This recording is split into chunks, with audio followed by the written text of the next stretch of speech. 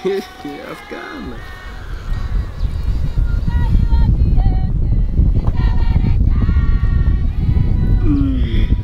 Asikana.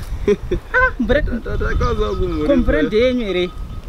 Ndi angu kwapisa ugu. Zuva racho ere asikana munhu uchangoomera pamasuo apa. Aiwa zvakaoma mire ndibhoro wenyu sipo. Vana kwavo kukatundura ukapisa futi.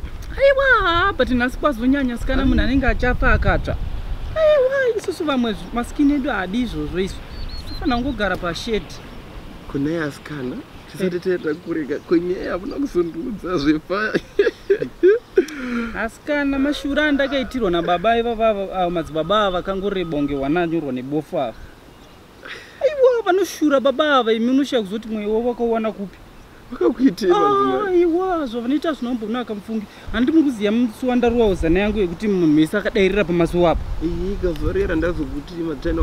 Musi uye imi vakundidedza pasaidi kana nemiwo. Hanzi madzimai ndiri kuona imi murimi munofanira kuchengeta mweya uno, muri kuona munofanira kuchengeta mweya uno. Ndovachengetera pai baba wakareba kudaro naimi. Imi nei madzimai makaregerere kukuvachengeta? Naye asikana ndiregedzei ndiri mupostori wani handidye zvakafa zvega ine. Amunyare here kana nemiwo. Aiwa naye asikana. Aiwa zvingabude here izvozvo. Tese tikuvavarira kupinda denga. Aiwa zvimwe zvacho hazviite pachechi asikana. Aiwa tofanira kungonyara Mwari. Mweya waMwari kana asikana wakanga wauya. Nhai chamakarambira chiko. Tichiri panyaya iyo madzimai. Hatimaita handitsvagi nyaya yandakazonzwa zuro. Ndeyekuti madzimai Samson mwana wapo Mary uya. Madzimai Samson vapi ukuti ikweyo? Vamhani vekauya pachechi pedu manje mane vemurume werasta. Handiti mwana wavo aida kuroorwa mwana wabva takanga asiri mwana wavo akanga ari mwana wemurume wavo yauya.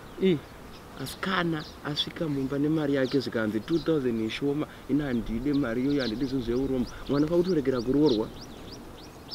Vanorwara here neasikana? Ndikuta kutaura izvozvo. Aiwa vanorwara ava. Hanzi chii? Hanzi 2000 ishoma yei ndakarera munhu. 2000 ishoma pachiko kamwana kavika kanoita 2000 ikaka. Hanzi shanje dzacho ndakazodzinzwazve. Vaida kakuti hanzi iwe wavo musikana uyu Ruth uyu hanzi iye ndiye anofanira kutanga kuroorwa. Dzakanga dziri shanje asikana makati tiri kunamata Mwari mupenyu to.